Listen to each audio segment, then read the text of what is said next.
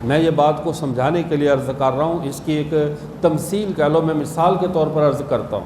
اگر ایک آدمی کے پاس آپ ایک ڈاکٹر کے پاس جائیں تو اس کے پاس بھی ہمیشہ منفی اور مثبت دو چیزیں ہوتی ہیں، جس کے اندر کہہ سکتے ہیں کہ یہ مثبت ہے، یہ منفی ہے، یہ نیگیٹو میڈیسن ہے یا اس کا میڈیسن ہے، جس کے اینٹی میڈیسن ہے، اس کا فائدہ ہے، یہ وٹامنس کی طاقت کی گولیاں ہیں، اور یہ اینٹی چیز ہے، یہ فلاں جو جراثیم ہے، جراثیم کش میڈیسن ہے۔ اسی طرح بجلی کے کام کو دیکھو، اس میں سرد اور گرم تار یہ ساتھ ساتھ چلتی ہے۔ دنیا کا پورا نظام مثبت اور منفی کے درمیان دائر ہے۔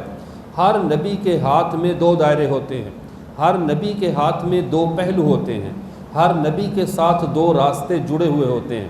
ایک راستہ وہ ہوتا ہے جس راستے پہ اللہ کی رحمت برس رہی ہوتی ہے، ایک راستہ وہ ہوتا ہے، ایک دائرہ وہ ہوتا ہے جس دائرے پہ اللہ کا کرم برس رہا ہوتا ہے، اور اس دائرے میں آنے والے لوگ مکرم ٹھہرتے ہیں، بابرکت ٹھہرتے ہیں، عزت پاتے ہیں۔ اور ہر نبی کے ساتھ ایک راستہ وہ چل رہا ہوتا ہے جس راستے پر جانے سے نبی روک رہا ہوتا ہے، جس راستے پر چلنے سے نبی منع کر رہا ہوتا ہے، لیکن لوگ ٹوٹ کر اس راستے کی طرف جا رہے ہیں، اور اس راستے پہ اللہ کی لعنت برس رہی ہوتی ہے، اللہ کا غضب بھڑک رہا ہوتا ہے، اللہ کی طرف سے غصہ اور غصے کی آگ جو ہے وہ دہک رہی ہوتی ہے۔ تو ہر نبی دو دائرے ساتھ رکھتا ہے، ہر نبی کے ہاتھ میں دو جام ہوتے ہیں، ایک جام جام حیات ہے اور ایک جام جام زہر ہے۔ نبی روکتا ہے کہ یہ زہر تمہارے لیے نہیں ہے، یہ زہر تم نے نہیں پینا، اس جام کے اندر تمہارے لیے نجاست ہے، اس راستے پہ تم نے نہیں چلنا، اس راستے کے اندر تباہی ہے، اور اس راستے میں خیر اور بھلائی ہے۔ وہ رحمت کا راستہ کون سا ہوتا ہے؟ جب نبی یہ کہتا ہے تم نے پچھلے نبیوں پر بھی ایمان لانا ہے اور میرے اوپر بھی ایمان لانا ہے، اور میرے بعد جو نیا نبی آئے گا تم نے اس پر بھی ایمان لانا ہے۔ اگر تم مجھ پر ایمان لائے، مجھ سے پہلے والوں پر ایمان لائے تو مسلمان تو بن جاؤ گے، لیکن میرے بعد آنے والے اللہ کے کسی ایک سچے نبی کا بھی انکار کر دیا تو ہم پر ایمان لانا تمہیں کوئی فائدہ نہیں دے گا، تم کافر بن جاؤ گے اور اللہ کی اس لعنت کے دائرے میں آ جاؤ گے، اللہ کے عذاب کے دائرے میں آ جاؤ گے، اور تم اللہ کے مجرم بن کر اللہ کے دربار میں پیش کیے جاؤ گے۔ ہر نبی یہ دو چیزیں ساتھ لے کر چلتا ہے۔ حضرت موسیٰ علیہ نبینا علیہ السلام آئے، حضرت موسیٰ کو جن لوگوں نے مانا وہ مسلمان ٹھہرے، وہ یہودی ہوں، ہم ان کو بعد میں ان کا نام یہود بنا، ہم وہ اس وقت کے دور کے اعتبار سے تمام کے تمام مسلمان موسیٰ علیہ السلام کو مانا، ایمان لائے، مسلمان کہلوائے۔ موسیٰ کے بعد عیسیٰ علیہ السلام آئے، عیسیٰ کو مانا تو مسلمان کہلوائے۔ اب موسیٰ پر بھی ایمان رکھا، عیسیٰ پر بھی ایمان رکھا تو ٹھہرے مسلمان۔ لیکن اگر حضرت موسیٰ کو تو ماننا اور عیسیٰ کا انکار کر دیا اور کہا نہیں ہم تو یہودی رہیں گے، ہم عیسیٰ کو اللہ کا نبی نہیں مانتے، تو اب موسیٰ علیہ السلام پر، ابراہیم پر، آدم پر، نوح پر، شیس پر، سارے نبیوں پر ایمان لانا ان کو رائی کے دانے برابر بھی فائدہ نہیں دے گا کہ اللہ کے ایک سچے نبی کو جھوٹا کہنا یا جھٹلانا، یہ اللہ کے سارے نبیوں کو جھٹلانا ہے۔ اللہ اس شخص کا ایمان قبول نہیں کرتے، چاہے وہ لاکھ کہتا رہے اے اللہ میں نے تیرے 1,24,000 نبیوں کو مانا ہے، صرف ایک کو نہیں مانا، نہیں، اس لیے کہ ہر ایمان کے لیے سب پر ایمان لانا ضروری ہے، اور کافر ہونے کے لیے کسی ایک کا بھی انکار کر دے بندہ کافر ہو جاتا ہے۔ اب اس نے کہا میں عیسیٰ علیہ السلام کو نہیں مانتا۔ اب جو موسیٰ علیہ السلام کے دور سے اللہ کی رحمت کے سائے میں چلا آ رہا تھا، اب جیسے ہی عیسیٰ کو نہیں مانا تو یہ رحمت کی چھتری سے نکل کر جہنم کے عذاب میں مبتلا ہو گیا۔ اور جب ہمارے آقا صلی اللہ علیہ وسلم تشریف لائے، آپ صلی اللہ علیہ وسلم کے آنے کے بعد موسیٰ کو مانتا تھا، عیسیٰ کو مانتا تھا علیہم الصلاۃ والسلام، لیکن محمد عربی کو نہیں مانا۔ اب پچھلے کسی نبی پر ایمان لانا اسے ٹکے کا فائدہ نہیں دے گا، بلکہ وہ کافر اور جہنم کا ایندھن بن جائے گا۔ اب نجات اسی صورت میں تھی کہ محمد عربی کی بات کو مان لیتا۔ جب اس نے محمد عربی کی بات کو نہیں مانا تو اس کا مطلب یہ ہے کہ اس نے کسی کو بھی نہیں مانا، یہ شخص کافر ہو جائے گا۔ اب سابقہ ساری امتوں میں یہ شرط تھی کہ وہ موجودہ نبی کو بھی مانے، پچھلے نبیوں کو بھی مانے، نئے نبی کو تلاش کریں، تلاش کرنے کے بعد پھر اس میں سے سچے اور جھوٹے کو پرکھیں، جو سچا دیکھیں اس پر ایمان لائیں، جو جھوٹا دیکھیں اس سے کنارہ کش ہو جائیں۔ یہ پچھلی امتوں کی ڈیوٹیاں تھیں، ان کی ڈیوٹی ہم سے سخت تھی، وہ حالت سفر میں رہتی تھی، نبیوں کو تلاش کرتی رہتی تھیں، لیکن جب ہمارے آقا صلی اللہ علیہ وسلم تشریف لے آئے، آپ صلی اللہ علیہ وسلم نے آ کر ایک اعلان فرما دیا، فرمایا انا آخر الانبیاء وانتم آخر الامم، میرا بھی سفر ختم، تمہارا بھی سفر ختم، نبوت مجھ پہ ختم، امتوں کا معاملہ تم پہ ختم، میں نبیوں میں آخری، تم امتوں میں آخری، لا نبی بعدی ولا امت بعدکم، میرے بعد کوئی نبی نہیں، تمہارے بعد کوئی امت نہیں۔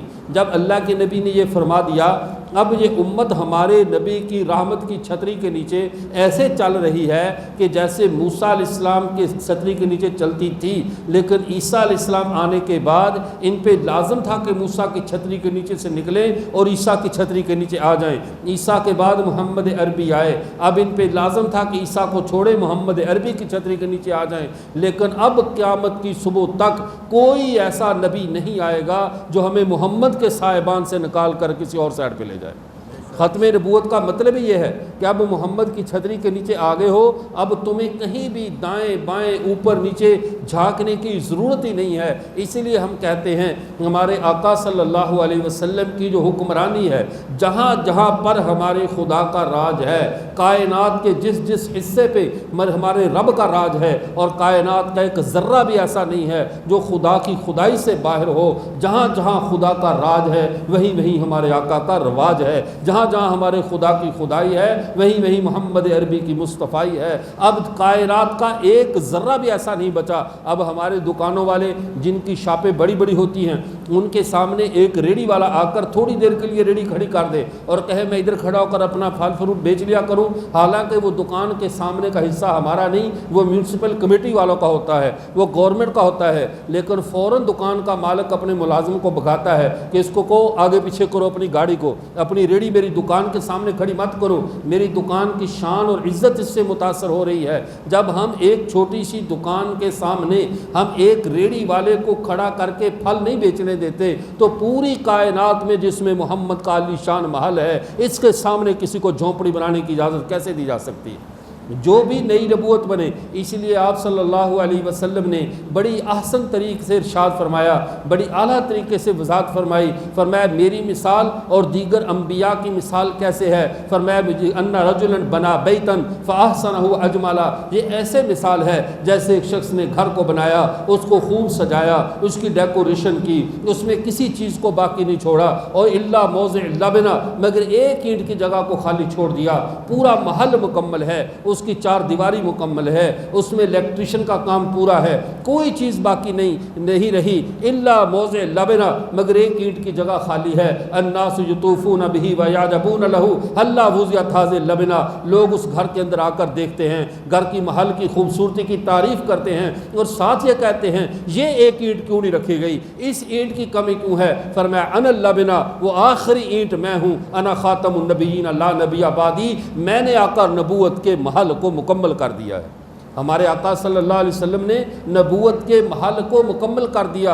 اب جو شخص نئی نبوت کا دعویٰ کر رہا ہے، جو شخص نئی نبوت کے نام پہ لوگوں کو بلا رہا ہے، در حقیقت یہ محمد عربی کے محل سے ہمیں نکال کر کسی جھونپڑی میں لے جانا چاہتا ہے، چونکہ محل آخری جب بن چکا، اب بتاؤ جب محل کے ہم دکان کے سامنے کسی کو گدا گھاڑی کھڑی نہیں کرنے دیتے، تو اللہ اپنے نبی کے محل کے سامنے کسی کو نبوت کے نام پہ جھونپڑی کیسے لگانے دے گا؟ سابقہ امتوں کی تربیت ہی اسی نہج پہ ہوتی تھی کہ تم نے نئے نبی کو ماننا ہے، تم نے نئے نبی پر ایمان لانا ہے، پہلوں کی تربیت اسی نہج کی ہوتی تھی۔ ہماری تربیت اس نہج کی نہیں ہے، ہماری تربیت بالکل اللہ تک کے نبی نے الٹ پیمانے پہ کی ہے، بالکل الگ ترتیب پہ کی ہے، جس ترتیب پہ پچھلی ساری امتیں چلی آ رہی تھیں، ہماری تربیت اس سے ہٹ کر ہے۔ پہلے سب کے ذمہ یہ ہوتا تھا نئے نبی کو تلاش کرو، سب کے ذمہ یہ ہوتا تھا اس نبی کو ماننا ہے ہے اس کے بعد ان علامات والا نیا نبی آئے گا، آپ نے اس پر ایمان لانا ہے۔ لیکن ہم واحد وہ امت ہیں، تمام نسل انسانی کا واحد وہ طبقہ ہے جس کی تربیت یہ کی گئی ہے آنے والا ہواؤں میں اڑ کر آئے، پانیوں پہ چل کر آئے، آگ میں بیٹھ کر دکھا دے، کرامات سے سورج کو زمین پر اتار دے، زمین کو آسمان پر لے جائے، لیکن تمہیں متاثر نہ کر سکے۔ تم یہ سن لو میں محمد اللہ کا آخری نبی ہوں، میرے بعد کوئی نبی نہیں ہے۔ یہ اس سطح پر ہماری تربیت کی گئی ہے۔ ہمارے لیے رائی کے دانے برابر دائیں بائیں جھانکنے کی گنجائش نہیں چھوڑی گئی۔ سابقہ امتیں کیسے تلاش کرتی تھی؟ یہ ایک واقعہ کو میں عرض کرتا ہوں تاکہ بات کا سمجھنا آسان ہو جائے۔ عبدالعظیم بن مادی کرب، جس کا نام طبہ حمیری ہے، یہ شخص تھا آپ صلی اللہ علیہ وسلم سے 1000 سال پہلے گزرا۔ اس نے کتابوں میں پڑھ رکھا تھا، اپنے مذہب کا عالم تھا، لیکن ہر وقت اپنے ساتھ 400 یہودی علماء کو رکھا کرتا تھا کہ میری رہنمائی کرو۔ پہلے دور کے بادشاہوں میں، چاہے وہ یہودیوں میں ہو یا عیسائیوں میں یا مسلمانوں میں، ان میں ایک یہ صفت ہوا کرتی تھی، وہ اہل علم کے مشورے پہ چلا کرتے تھے، اہل علم کی رہنمائی میں چلا کرتے تھے۔ جیسے ہمارے آخری بادشاہ اورنگزیب عالمگیر رحمۃ اللہ علیہ، جنہوں نے فتاوی عالمگیری مرتب کی ہے، جن کی موجودگی میں مفتیان کرام فتوے لکھا کرتے تھے، انہوں نے وفات کے وقت وصیت کر دی کہ میرے ساتھ میرا یہ صندوق دفن کر دیا جائے۔ لوگوں نے کہا، بعد میں جب فوت ہوئے، علماء سے پوچھا کہ یہ صندوق کی قبر میں وصیت کی ہے، کہیں یہ قومی خزانہ نہ لے کر جا رہا ہو، یہ تو پبلک پراپرٹی ہے، اس کو کیسے دے دی جائے؟ ان کا تالا کھول کے دیکھ لو کہ آخر اس صندوق میں ہے کیا جو یہ لے جانا چاہتا ہے قبر میں۔ جب صندوق کو کھولا گیا تو اس میں سب میں کاغذ پڑے ہوئے ہیں، سب میں تحریریں پڑی ہیں اور اوپر زپ لگی ہوئی ہے، بند کی ہوئی ہے۔ کھول کر دیکھا تو وہ سب کے سب علماء کے فتاوی تھے، اور ساتھ ایک تحریر پڑی تھی اور اس پہ لکھا تھا، اے اللہ، میں نے اپنے تمام دور حکومت میں ایک قانون بھی ایسا نہیں بنایا جو علماء سے پوچھے بغیر بنایا ہو، میرے ہر قانون پہ علماء کا فتویٰ موجود ہے۔ اے اللہ مجھے معاف کرنا، میں نے اگر پھر بھی کوئی حکومت میں کوتاہی کی ہو، میں نے تیرے نبی کے وارثوں سے پوچھ پوچھ کر حکومت کی ہے۔ علماء رونے لگے، کہنے لگے اورنگزیب خود بڑا چلاک نکلا، ہم سے پوچھ پوچھ کر خود تو خدا کے دربار میں بچ گئے، ہم سب کو پھنسا کے چلا گیا ہے، اب ان فتووں کا ہم نے اللہ کے سامنے جواب دینا ہے، تو آرام سے بچ گیا کہ میں نے علماء سے پوچھ کر کام کیا ہے۔ تو میں عرض کر رہا تھا، اب جب طبہ حمیری یہ بیت اللہ پہ حملہ آور ہوا، پہلے اس نے بیت اللہ کو گرانا چاہا، لیکن اس کے ناک سے خون بہنے لگ گیا، اس کی فوج بیمار ہوئی۔ البدایہ والنہایہ اور دیگر تاریخ کی کتابوں میں لکھا ہے، کہتے اس نے اپنے علماء سے پوچھا، آخر کیا وجہ ہے کہ میں جب اس شہر کا، اس گھر کو گرانے کا ارادہ کرتا ہوں تو میرے جسم کی طبیعت خراب کیوں ہوتی ہے، میرے ناک سے خون کیوں بہنے لگتا ہے؟ انہوں نے اپنی کتابیں کھول کر دیکھا، کہنے لگے طبہ رک جا، یہ وہ جگہ ہے جو اللہ کے آخری نبی کی سجدہ گاہ بننے والی ہے، اس کا قبلہ بننے والا، اس کا احترام کر۔ تو یہ پہلا شخص ہے جس نے خانہ کعبے پہ سیاہ رنگ کا غلاف احترام میں چڑھایا کہ اس کے اوپر گرد و غبار نہ پڑے۔ آج تک اس کی سنت کو باقی رکھا گیا، آج تک کعبے پہ سرخ سیاہ رنگ کا غلاف چڑھایا جاتا ہے کہ 1000 سال پہلے طبہ حمجری نے، اس بادشاہ نے خانہ کعبے کے احترام میں یہ کپڑا چڑھایا تھا۔ اب جب یہ مدینہ کی طرف گیا، اس وقت اس کا نام یثرب تھا، اس سے پہلے کچھ اور تھا، وہاں پر گیا، دیکھا کہ مدینے کے لوگ جنگ کے لیے نکلے، اس نے فتح کرنا چاہا۔ مدینے کے لوگ دن کو جنگ کرتے، شام کو اس کے پورے قافلے کا کھانا بھیجتے، پورے قافلے کے لیے روٹی سالن ہر چیز بھیج دیتے۔ اس نے بڑا حیران ہو کر کہا، تم کس مٹی کے بنے ہوئے لوگ ہو، دن کو لڑتے ہو، شام کو میرے پورے قافلے کی روٹی، میری فوج کا کھانا بھی بھیجتے ہو؟ انہوں نے کہا، تیرے ساتھ لڑتے اس لیے ہیں کہ تو ظالم و جابر ہے، ہماری زمین ہتھیانے آیا ہے، اور کھانا اس لیے بھیجتے ہیں کہ آخر مسافر بھی تو ہے اور مسافر کا احترام بھی تو بنتا ہے، تیرا کون سا یہاں پر گھر ہے، تیری بحیثیت مسافر ہم تیری مہمانی کرتے ہیں۔ اس نے اپنے علماء سے کہا، یہ عجیب خصوصیت کا شہر ہے، ذرا بتاؤ یہ کون سا شہر ہے؟ انہوں نے کتابیں کھولی، دے کر کہا، طبہ رک جا رک جا، اور بلکہ ہمیں بھی معافی دے دے، اب ہم تیرے ساتھ نہیں چل سکتے۔ اس نے کہا کیوں؟ اس نے کہا خدا کا آخری نبی اس جگہ پہ آنے والا ہے، ان قریب اس جگہ پہ خدا کے آخری نبی کا ظہور ہونے والا ہے، ہم اب یہاں سے نہیں جائیں گے، ہو سکتا ہے ہم اللہ کے نبی کا زمانہ پالیں، ہم اللہ کے آخری نبی کو نہیں چھوڑ سکتے۔ انہوں نے جب ضد کی، اس نے کہا ٹھہرو، اس نے بعد میں 40 بعد میں 400 علماء یہود کے لیے اس نے مکانات تعمیر کروائے اور کہا یہاں پہ رہو، اور ساتھ ایک مکان 2 منزلہ بنایا تاکہ اعزاز برقرار رہے۔ اس کے اندر کہا، یہ اس میں ایک رکا لکھا، ہم جو آج ہمارے لوگ کہہ دیتے ہیں آپ صلی اللہ علیہ وسلم جب ہجرت کر کے گئے تو ابو ایوب انصاری کے مکان میں ٹھہرے، نہیں نہیں ایسے بات نہیں ہے، بلکہ ابو ایوب انصاری اس اللہ کے نبی کے مکان میں ٹھہرے ہوئے تھے، نگہبان کے طور پہ، خادم کے طور پہ یہ وہاں پہ رکے ہوئے تھے صفائی ستھرائی کرنے کے لیے۔ جب یہ آپ صلی اللہ علیہ وسلم ہجرت کر کے گئے، اس نے مکان وہاں پہ چھوڑا ہوا تھا، اسی مکان کے اوپر اللہ کے نبی نے فرمایا میری اونٹنی کو چھوڑ دو، یہ اللہ کی طرف سے مامورہ ہے، یہ خود وہیں پر جا کر رک جائے گی۔ اس نے دو کام کیے، ایک تو اللہ کے نبی کا مکان پہلے مدینے میں بنوا کر گیا، دوسرا اس نے ایک خط لکھا، خط کے اندر یہ لکھا میں آپ کا چچا زاد بھائی عبدالعظیم بن مادی کرب آپ سے عرض گزار ہوں، آپ اللہ کے رسول ہیں، خاتم النبیین ہیں، آپ کے بعد کوئی نبی نہیں ہے، میں آپ پر ایمان لا رہا ہوں، آپ ابھی نہیں آئے لیکن میں آپ کے آنے سے پہلے آپ پر ایمان لا رہا ہوں۔ اے محمد اگر آپ میری زندگی میں آ گئے میں آپ کا چچا زاد بھائی، آپ کا وزیر، خادم اور سپاہی بنوں گا، لیکن اگر میرے بعد آپ آئے اور میں دنیا میں نہ ہوا، میری یہ تحریر آپ پر ایمان کا ثبوت ہے کہ میں آپ پر ایمان لا کر دنیا سے جا رہا ہوں۔ 1000 سال کے بعد اللہ کے نبی دنیا میں آئے، جب مدینہ میں ہجرت کر کے گئے تو وہ رکا بھی نسل در نسل چلا آ رہا تھا، جب نسل در نسل چلا آ رہا تھا تو جس کے گھر میں رکا پڑا تھا اس نے علامات بھی تو بتائی تھی، آنے والے نبی کا چہرہ مبارک ایسے ہوگا، شکل مبارک یہ ہوگی، پوری صفات تو پڑی ہوئی تھی۔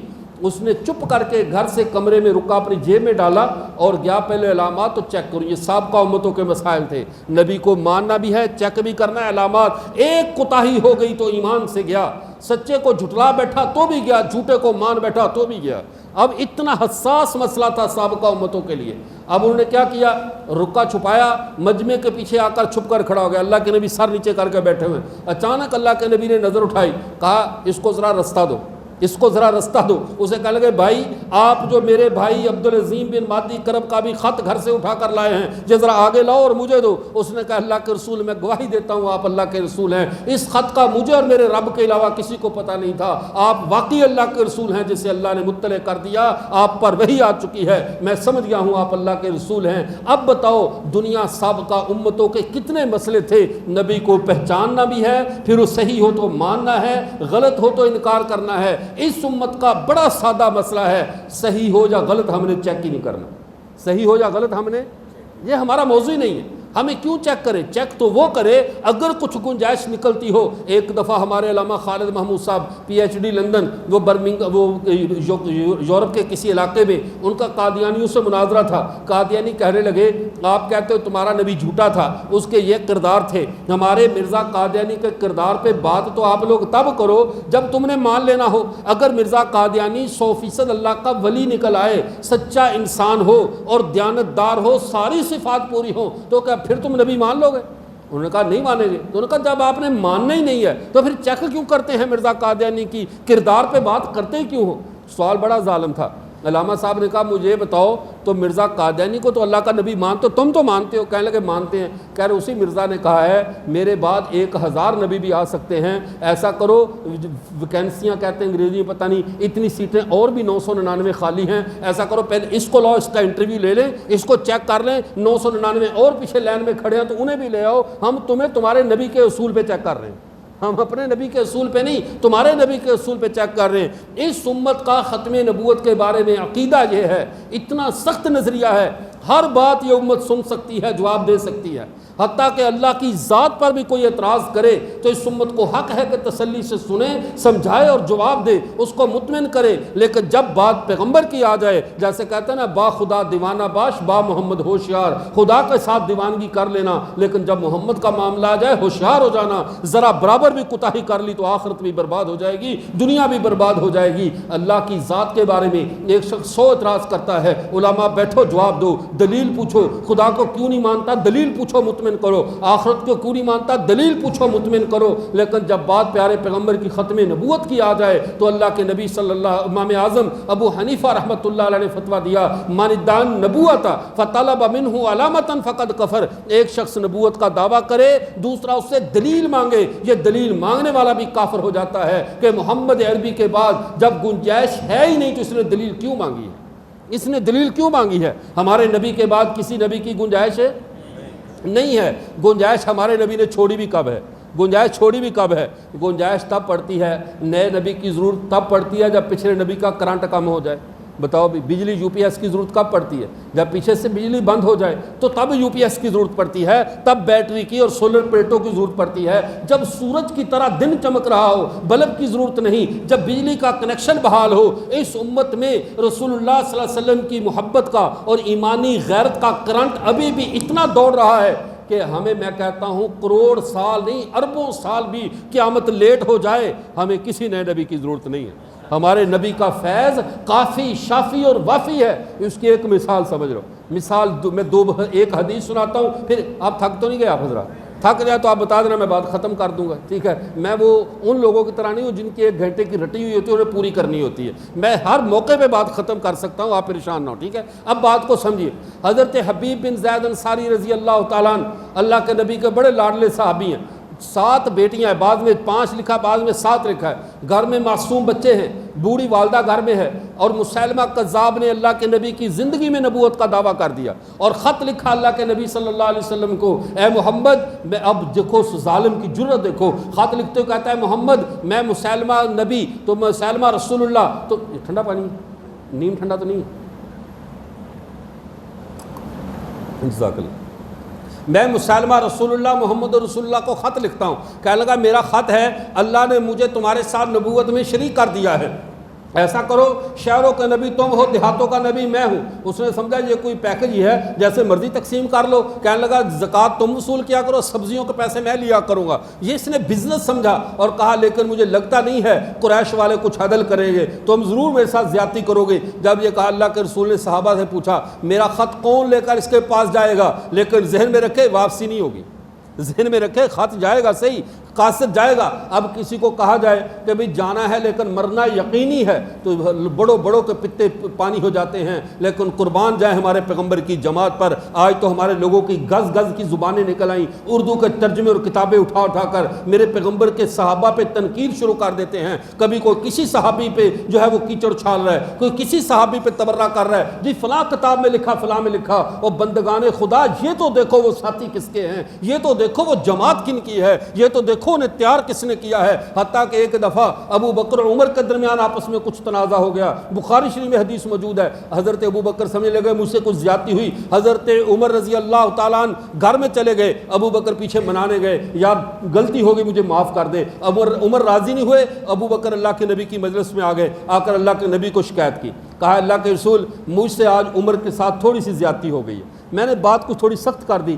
عمر ناراض ہو کر گھر میں چلے گئے، میری صلح تو کروا دو، عمر کو مجھ سے راضی تو کر دو۔ ابو بکر اپنی غلطی مان بھی رہے ہیں اور کہہ بھی رہے ہیں کہ مجھ سے زیادتی ہوئی، لیکن اللہ کے نبی نے کیا کیا؟ جب عمر آئے اللہ کے رسول غصے سے ایسے سرخ رنگ ہو گیا، خفا ہو گئے، فرمایا عمر تم جانتے نہیں ہو ابو بکر کے منصب کو نہیں جانتے، جب میں نے تمہارے سامنے تمہاری قوم کے سامنے اللہ کا پیغام پیش کیا تھا، تم نے مجھے کہا تھا جھوٹا ہے، مجھے اس شخص نے کہا تھا محمد تو سچا ہے، تم اس مقام کو نہیں جانتے، تم میری جان کے دشمن بنے ہوئے تھے اور یہ اپنی جان اور مال مجھ پہ قربان کر رہے تھے۔ پھر آپ فرمایا حل انتم تارکون لی صحابی، کیا تم میرے صحابی کو میری خاطر چھوڑ نہیں سکتے، میری خاطر میرے صحابی کو معاف نہیں کر سکتے؟ اللہ ابو بکر خود کہہ رہے اللہ کے رسول مجھ سے غلطی ہوئی، لیکن اللہ کے نبی نے عمر کو ڈانٹا، ابو بکر کی غلطی بھی ہے تو تمہیں حق نہیں ہے بات کرو۔ تو مجھے یہ بتاؤ سارے صحابہ نے رسول اللہ پہ کچھ قربان کیا کہ نہیں کیا؟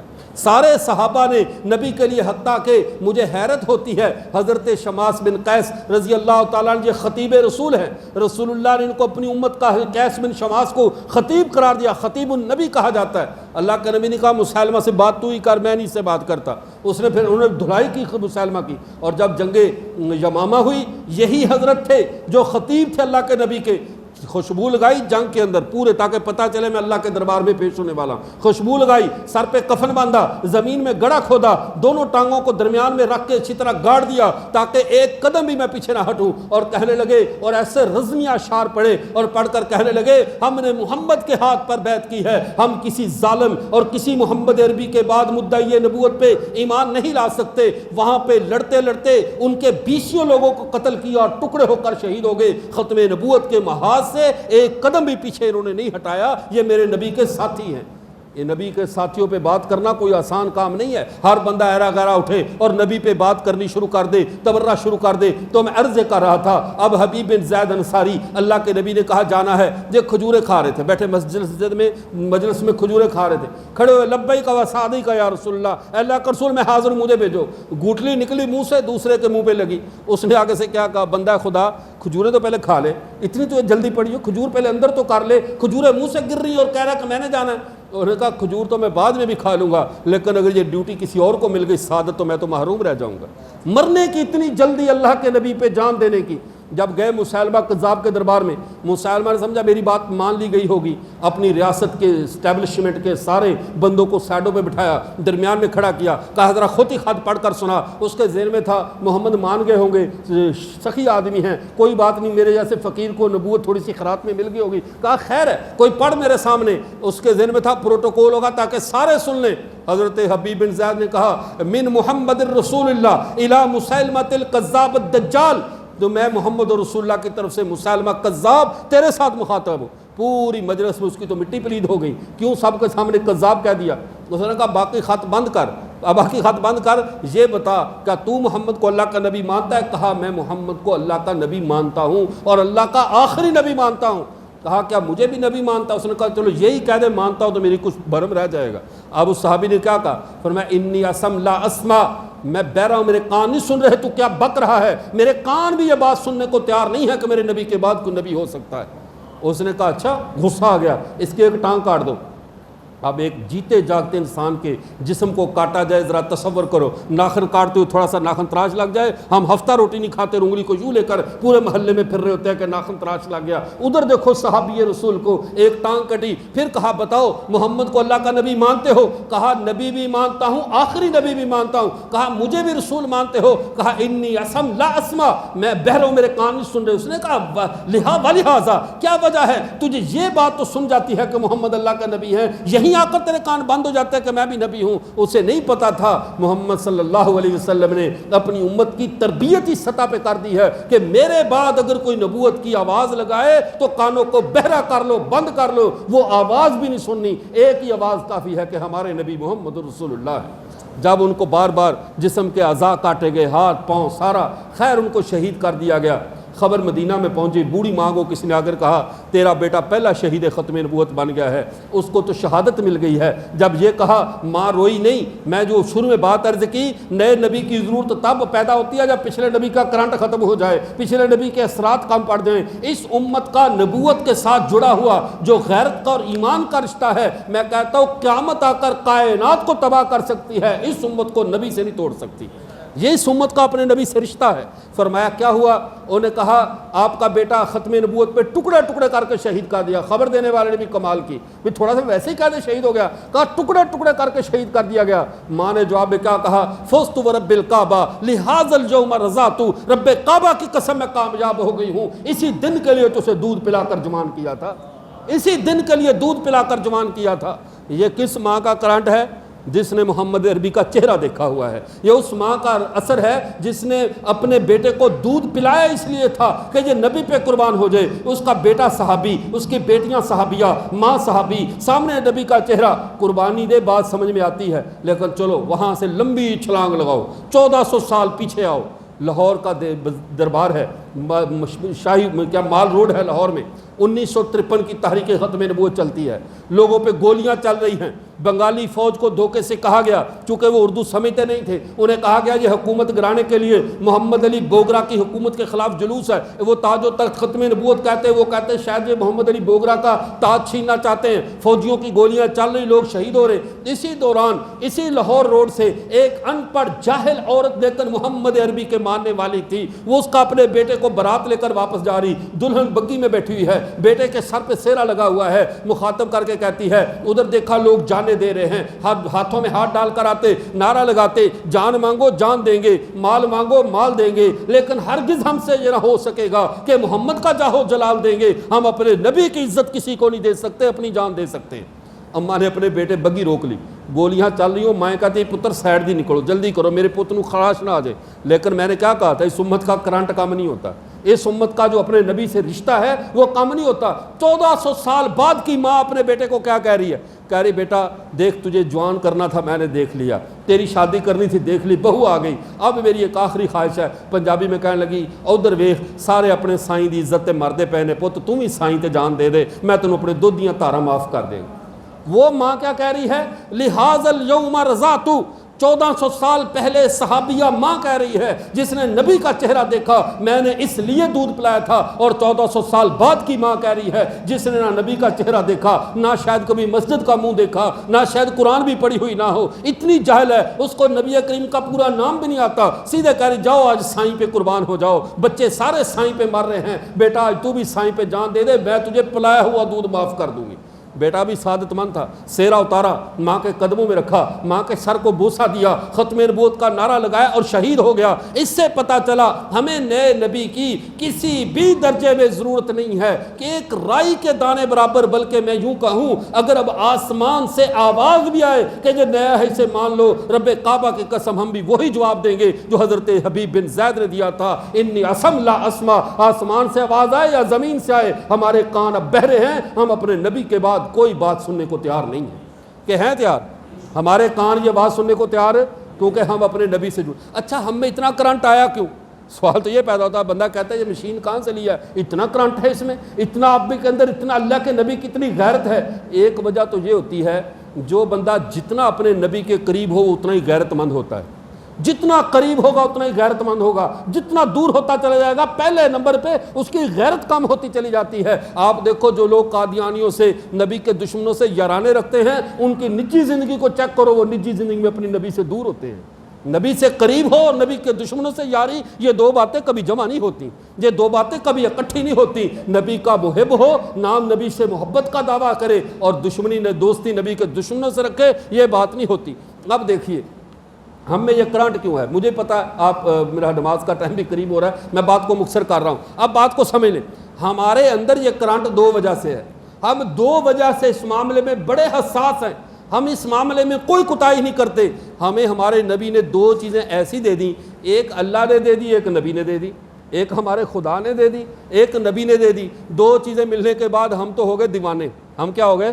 اپنے نبی کے ماں۔ آپ نے کبھی کبوتر باز کو دیکھا ہے؟ بتاؤ بھائی کبوتر باز کیا کرتے ہیں؟ وہ کبوتر بھاگ رہا ہوتا ہے، اس کو نہیں پتا نیچے کانٹے آ رہے ہیں، آگے فصل ہے، سڑک ہے، آگے کھڈا آ رہا ہے، وہ اندھا دھند دوڑتا جاتا ہے، کیوں؟ اسے کبوتر نظر آ رہا ہوتا ہے۔ ایسے ہی آئے نہیں، کبوتر اتنا سا پرندہ ہے، اتنے سے پرندے کے پیچھے بھاگنے والا زمین و دنیا مافیہا سے بے نیاز ہوتا ہے، اور جن کی آنکھوں میں رخ یار سمایا ہوا ہو، رسول اللہ کا چہرہ سمایا ہوا ہو، وہ دنیا سے توجہ کیسے کریں؟ وہ تو ہر آفت سے گزر جاتے ہیں کہ ان کے سامنے مدینے والے کا چہرہ نظر آ رہا ہوتا ہے۔ ہمارے اندر یہ عشق کی آگ بھری کیسے گئی؟ جس کی دو وجہ بنی۔ ایک وجہ یہ بنی، علامہ ابن خلدون رحمۃ اللہ علیہ نے لکھا ہے تاریخ ابن خلدون کے مقدمے میں، وہ کہتے ہیں جو بندہ جس دھرتی پہ رہتا ہے اس زمین کا اثر بندے کے رگ و ریشے میں بڑا سمایا ہوتا ہے۔ اگر پہاڑی علاقے کا لوگ، اس کا دل بھی پہاڑ جیسا ہوتا ہے، پتھروں کی طرح مضبوط جری، اور ریتلے علاقے کے لوگ ہوں تو جس طرح ریت کے ذرے الگ الگ ہوتے ہیں، جو کبھی بھائی بھی مل کر نہیں رہتے، الگ الگ ہی رہیں گے، ان کا مزاج نہیں ملتا۔ چیکنی مٹی کا، چکنی مٹی کے بندے ہوں، ان کی زبان پہ اخلاق بھی ہوگا اور چاپلوسی بھی ہوگی، اور ہر مٹی کی اپنی تاثیر ہے، یہ بندوں میں اثر کرتی ہے۔ ہم نے پوچھا اللہ کے رسول ہماری مٹی کون سی ہے؟ فرمایا تمہیں تمہارے رب نے مٹی ختم نبوت کی دے دی ہے، تمہاری مٹی ختم نبوت کی ہے۔ کیا؟ مٹی کو سنو، اسلام شروع سرزمین ہند سے ہوا ہے، اس کی تکمیل جا کر سرزمین حجاز میں ہوئی ہے۔ اللہ کا پہلا نبی حضرت آدم اس زمین پہ آیا ہے جس زمین پہ میں اور آپ رہتے ہیں۔ اسلام شروع یہاں سے ہوا، مکمل سرزمین حجاز میں ہوا، آغاز یہاں سے ہوا، پہلا نبی یہاں پہ آیا، اور جب حضرت آدم یہاں پر آئے تنہائی محسوس کی، خلوت تھی، دنیا میں اکیلے، پوری کائنات اللہ کی بھری پڑی اور خلوت میں اکیلے ہیں، لیکن ایک ہرن نے محسوس کیا اللہ کے نبی تنہا ہیں، چلو میں جا کر تھوڑی دیر ان کا دل لگا کے آؤں۔ اس لیے کہ روایات میں آتا ہے نبی کو مخلوق کا ذرہ ذرہ زمین سے آسمان تک پہچان رہا ہوتا ہے، سوائے جنوں اور انسانوں کے، ان میں وہی پہچانتا ہے جس کی اللہ نے خوش بختی لکھی ہوتی ہے۔ بدبخت انسان اور بدبخت جن کبھی وقت کے نبی کو نہیں پہچان سکتا، وقت کے نبی کو ہمیشہ سعید روحیں پہچانتی ہیں، بقیہ ہر مخلوق نبی کو پہچان رہی ہوتی ہے، نبی کے منصب کو جانتی ہے۔ روایات میں آتا ہے، طبقات ابن سعد میں لکھا ہے، روایت گرچہ کمزور ہے لیکن فضیلت کے باب میں ہے، وہ آئی اور ہرن آ کر حضرت کے پاس آ کر بیٹھ گئی حضرت آدم کے. حضرت آدم تنہا تھے, خوش ہوئے, اس کی کمر پہ ہاتھ پھیرا. اللہ کو یہ ادا ہرن منہ کو پیدا کر دیا. قیامت کی صبح تک اسی نسل کے ہرنوں کے نافے میں آج تک کستوری چلی آ رہی ہے. یہ ایک نبی کے ہاتھ رکھنے کا اثر ہے. تو اس امت کا حال کیا ہے؟ اللہ کے نبی آئے, حضرت آدم جب آئے تو تنہائی محسوس کی. کنز العمال میں حدیث ہے, لما نزل آدم بالہند استوحشا, آدم ہندوستان میں آئے, دل میں گھبراہٹ کو محسوس کیا. اللہ نے فنزل جبرائیل, اللہ نے حضرت جبرائیل کو بھیجا. فنادا بالاذان, اس نے آ کر اذان دینی شروع کر دی. قال اللہ اکبر اللہ اکبر, اذان دیتے رہے. جب آیا اشہد ان محمد رسول اللہ, جب محمد کا نام آیا حضرت آدم چونک گئے. چونک کر کہا کہ من محمد, یہ محمد کون ہے جن کا نام جب میں نے اس میں کیا نام ہے جنت میں جب میں نے آنکھ کھولی تھی میرے سامنے اللہ کا عرش تھا, میں نے یہ وہاں بھی لکھا ہوا دیکھا تھا, یہ محمد ہے کون؟ من محمد. اب ہندوستان کی زمین ہے اور اعلان کرنے والے جبرائیل ہیں, سوال کرنے والے آدم ہیں, کوئی مخلوق اور نہیں ہے. نبی پوچھنے والا ہے, فرشتہ بتانے والا ہے. کہا من محمد, یہ محمد کون ہے؟ ان کا آخر ولدک من الانبیاء, تیرے نبی بیٹوں میں جو آخری نبی بیٹا ہے اس کا نام محمد ہے. اس کا نام کیا ہے؟ گویا کہ ہماری زمین نے, جس میں ہم جس کا اناج کھاتے ہیں, جس سے نکلنے والا پانی پیتے ہیں, مر کر جس کے پیٹ میں ہم دفن ہوتے ہیں, اس زمین نے سب سے پہلے ہمارے پیغمبر کی ختم نبوت کا اعلان سن رکھا ہے. اس مٹی کی تاثیر میں ختم نبوت ہے. اس مٹی کی تاثیر میں یہ بات ہے کہ محمد صلی اللہ علیہ وسلم اللہ کے آخری نبی ہیں. اور ایک کام یہ تو اللہ نے کر دیا کہ ہماری مٹی خیر سے ٹھیک کر دی. ہماری مٹی کیا کر دی؟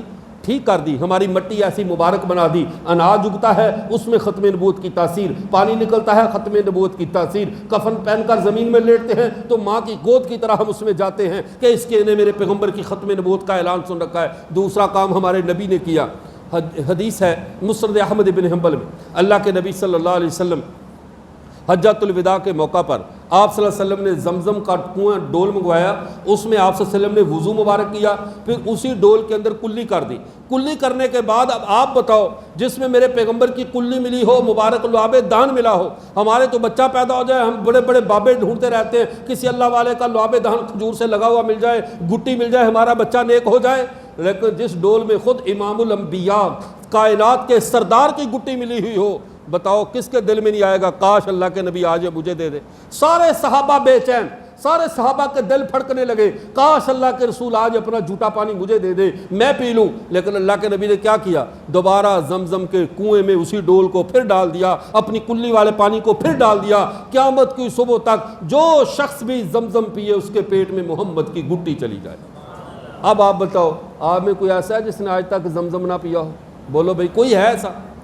حج تو صبر نہیں کیا, عمرہ تو صبر نہیں کیا. یہ ہوتے رحمت للعالمین. آپ ان کے در پہ نہیں پہنچ سکے, ان کی رحمت خود تمہارے در پہ آ گئی, ان کی رحمت خود آ گئی. آپ نے زمزم پی لیا, پیغمبر کا لعاب دہن آپ کے پیٹوں میں چلا گیا. اب یہ دو چیزیں ایسی ہیں جس نے ہمیں دیوانہ کر دیا ہے, ہمیں دیوانہ کر دیا ہے. اب ہمیں اپنے نبی کے بعد کوئی بھی نبوت کے منصب پہ نظر نہیں آتا. اور ہماری خوش قسمتی یہ ہے محمد عربی کی امت کی, اللہ کے سچے نبیوں پہ سب پہ ہم ایمان رکھتے ہیں. کوئی نبی ہمارے نامہ اعمال سے غائب, کوئی غیر حاضر, اور جھوٹے کسی کو بھی نہیں مانتے. ہمارے نامہ اعمال میں سچا غائب کوئی نہیں, جھوٹا حاضر کوئی نہیں. جھوٹے کسی کو مانتے نہیں, سچے کسی کا انکار نہیں کرتے. اپنی اسی سعادت پہ قائم رہنا, کبھی بھی پیغمبر سے بدگمانی نہ کرنا. نبی کے اللہ کے گناہ گار ہو کر مر جاؤ گے کوئی حرج نہیں, اللہ کی رحمت سنبھال لے گی. لیکن نبی کے غدار ہو کر مرے تو نہ اللہ سنبھالیں گے نہ اللہ کے رسول سنبھالیں گے. وفادار مرنا, رفیع نبی کی وفاداری میں مر جانا. گناہ گاروں کے لیے تو پھر ان کی شفاعت ہے, جو وہ بخش تو دیں گے. وہ ہمارے ایک دوست کہا کرتے ہیں, وہ بیر رستے میں ساتھیوں کا بتا رہا تھا کہ اللہ کی کون سا کوئی اولاد ہے یا چاچے پھوپھیاں, جنت اس نے دینی کس کو ہے؟ محمد کی امتی کو تو دینی ہے, آخر ہمارے حصے میں آئے گی. لیکن طریقہ یہ ہے کہ کبھی بھی ایسی غلط راستے پہ نہ چلے جانا جو نبی کے دشمنوں کا راستہ ہو, غداری کر کے نہ جانا. یہی عقیدہ ختم نبوت ہے کہ مرتے دم تک اپنے نبی کے دامن سے جڑے رہنا. اچھے ہیں یا برے ہیں, چھوڑو اس بات کو, وہ سنبھالیں گے. اللہ سے توبہ کرو, غلطی کی توبہ کر لو, گناہوں سے توبہ کرو. لیکن یہ نہیں ہے کہ اللہ کے نبی سے دامن چھڑا لو. دنیا میں میں آپ کو ایک چھوٹی سی مثال دیتا ہوں. ایک حدیث مبارکہ میں آتا ہے, ایک صحابی کو انتہائی گناہ گار دیکھا, اللہ کے نبی کے سامنے ان کا جنازہ لایا گیا. حضرت عمر کھڑے ہو گئے, اللہ کے رسول اس کا جنازہ نہ پڑھیے. کیوں؟ فرمایا اللہ کے رسول ایمان لانے کے بعد ہم نے اس کی کوئی نیکی تو نہیں دیکھی. ہم نے نہیں دیکھا اس کی کوئی نیکی ہو۔ اللہ کے نبی نے صحابہ سے پوچھا بتاؤ بھائی اس کی کوئی ایک نیکی آپ کے علم ہے تو بتا دو تاکہ آج میں اس کا جنازہ پڑھا دوں۔ ایک صحابی نے کھڑے ہو کر کہا اللہ کے رسول ایک جنگ سے ہم واپس آ رہے تھے، تھکے ہوئے بہت تھے اور پہرا دینے والا بندہ کوئی نہیں تھا، سارے تھکاوٹ سے برا حال تھے، مجھے پاس بکریاں چلا رہا تھا۔ اس نے کہا یار میں بھی اللہ کے نبی کا صحابی ہوں لیکن مجھ سے خدمت نہیں ہوئی، بڑی کوتاہی میں ہوں، آج ایسا کرو تم اللہ کے نبی کے خادم رہے ہو، تم سو جاؤ پہرا میں دیتا ہوں۔ ہم سو گئے، ساری رات یہ تلوار لے کر پہرا دیتا۔ اللہ کے نبی نے فرمایا پیچھے ہٹ جاؤ میں اس کا جنازہ پڑھاؤں گا۔ اللہ کے نبی نے جنازہ پڑھایا، قبر میں اپنے ہاتھوں سے اتارا، پھر اپنے نبوت والے ہاتھوں سے مٹی ڈالتے ہوئے کیا کہا؟ فرمایا انا صحابۃ یظنون، تیرے ساتھی تو یہ گمان کرتے ہیں انک من اہل النار کہ تو جہنمی ہے، وانا اشہد میں محمد یہ گواہی دیتا ہوں انک من اہل الجنہ تو جنتی ہے کہ تو نے محمد کے یاروں کا پہرا دیا ہے۔ جب نبی کے دوستوں کا ایک رات پہرا دینے والا نبی سے بخشش کی پرمٹ لے لیتا ہے تو آپ بتاؤ جو نبی کے خود منصب کا پہرا دے، ختم نبوت کا پہرا دے، اس کو کیا انعام نہیں ملے گا؟ جزاک اللہ جزاک اللہ سبحان اللہ۔ تو میں عرض کر رہا تھا اب آخری بات یہ ہے ہم ختم نبوت کا ہم لوگ جتنا بھی ہمارے میں یہ میری ذمہ داری نہیں، جیسے مولانا نے تعارف کروایا کہ یہ ختم یہ تو اللہ کا کرم ہے کہ اللہ نے اپنے نبی کی ذات کے لیے چن لیا، اور اس سے بڑی کوئی سعادت نہیں ہے۔ جو شخص ختم نبوت کا کام کرتے ہیں ان میں اور صحابہ میں ایک فرق ہوتا ہے، صحابہ نے نبی کو دیکھا اور نبی کی ذات کا دفاع کیا، اور ختم نبوت کا کام کرنے والوں نے نبی کی ذات کو نہیں دیکھا اور قیامت کی صبح تک نبی کے منصب کا دفاع کرتے ہیں، نبی کے منصب کا دفاع کرتے ہیں۔ اللہ ہمیں تا حیات پیغمبر کی ختم نبوت کا دفاع کرنے کی توفیق عطا فرمائے۔ وآخر دعوانا الحمدللہ رب العالمین۔